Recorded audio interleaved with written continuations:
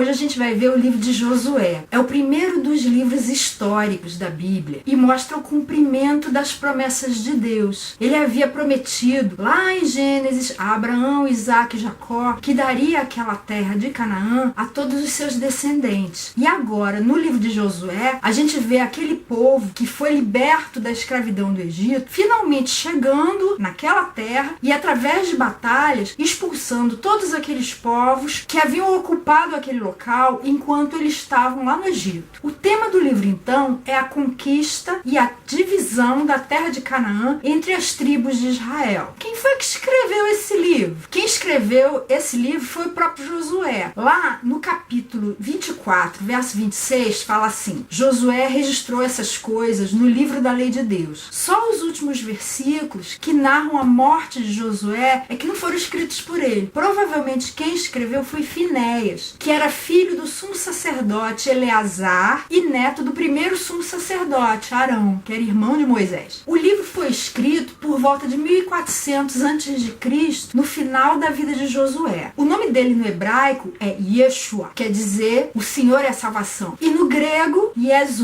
Jesus, que significa a mesma coisa. Aí já dá pra ver, Josué e Jesus são o mesmo nome. O livro conta histórias desde a morte de Moisés até a morte de Josué. E o verso-chave dele está no capítulo 1, versículo 2. Meu servo Moisés está morto. Agora, pois, você e todo este povo preparem-se para atravessar o rio Jordão e entrar na terra que eu estou para dar aos israelitas. Como é que o livro pode ser dividido? Ele pode ser dividido em 4 partes. A primeira vai do capítulo 1 ao 5 e trata da entrada do povo na terra de Canaã. Mostra a travessia do rio Jordão e a celebração da primeira Páscoa na terra de Canaã. A segunda divisão é a conquista da terra. Vai do capítulo 6 até o capítulo 12 e conta a conquista de Jericó, quando o povo seguiu todas as instruções que Deus deu, as muralhas da cidade caíram e eles tomaram posse. Mostra também o fracasso que foi quando eles tentaram conquistar a cidade de Ai por causa de pecado que estava oculto entre o povo, mas isso depois foi resolvido, Ai foi tomada, e conta também a conquista de outros 29 reinos. A terceira divisão do livro vai do capítulo 13 ao 22 e conta a divisão da terra entre as tribos de Israel. E a última divisão vai do capítulo 23 ao 24. É a despedida de Josué. Fala a respeito dos seus últimos conselhos ao povo e a morte de Josué. Como é que Jesus pode ser visto aí? Eu destaquei 3 formas. A primeira, você talvez já tenha desconfiado qual é. É Josué, o general conquistador. O próprio nome dele é o mesmo nome de Jesus. Se você for ver no capítulo 1, verso 6, fala assim: seja forte e corajoso, porque você conduzirá esse povo para herdar a terra que prometi sob juramento aos seus antepassados. Lá em Mateus 1:21, quando o anjo apareceu em sonho para José para falar a respeito da gravidez de Maria, ele anunciou assim: ela dará à luz um filho e você deverá dar-lhe o nome de Jesus, porque ele salvará o seu povo dos seus pecados. Falando da coincidência de nomes. Além disso, em Apocalipse 19, de 11 a 16, estão escritos esses trechos: vi os céus abertos e diante de mim um cavalo branco, cujo cavaleiro se chama Fiel e Verdadeiro. Ele julga e guerreia com justiça. Seus olhos são como chamas de fogo, e em sua cabeça há muitas coroas e um nome que só ele conhece, e ninguém mais. Está vestido com um manto tingido de sangue, e o seu nome é Palavra de Deus. Os exércitos dos céus o seguiram, vestidos de linho fino, branco e puro, e montados em cavalos brancos. De sua boca sai uma espada afiada com a qual ferirá as nações. Ele as governará com cetro de ferro. Ele pisa o lagar do vinho do furor da ira do Deus Todo-Poderoso. Em seu manto e em sua coxa está escrito esse nome: Rei dos Reis e Senhor dos Senhores. Esse é Jesus, visto em Apocalipse. Quando chegar o fim dos tempos, ele vai liderar todo o seu povo para a batalha final, em que ele vai julgar todas as nações e implantar definitivamente o reino de Deus na terra. Uma segunda forma de ver Jesus no livro é através dos espias. Antes da conquista de Jericó, Josué enviou 2 espias para que fossem ver como era a cidade, pegar informações que pudessem ajudar ele no planejamento da batalha. Esses espias foram recebidos na casa de uma prostituta chamada Raabe. A casa dela ficava em cima das muralhas de Jericó. Essas muralhas eram muito largas, tão largas que tinha casa dos dois lados e no meio tinha rua que dava para passar até carro puxado por cavalos. Enquanto eles ficaram escondidos ali, Raabe chegou para eles e falou: olha, todo mundo tá morrendo de medo, todo mundo sabe que Deus entregou a cidade nas mãos de vocês. Agora, da mesma forma que eu usei de misericórdia com vocês, usei de misericórdia comigo e com a minha família. E eles então combinaram com ela: nós vamos salvar você, mas você tem que fazer o que a gente combinar. Você vai colocar um fio tingido de vermelho forte na sua janela. E quando a gente vir esse fio, a gente vai saber que é a sua casa. E a gente vai poupar a sua família, todo mundo que estiver dentro dela. Eles disseram: a nossa vida responderá pela sua. E depois disso ela falou: quando vocês saírem daqui, fiquem escondidos no monte durante 3 dias. Depois vocês voltem para o acampamento de vocês. E os espias fizeram isso. Ficaram 3 dias escondidos no monte. Depois que pararam de perseguir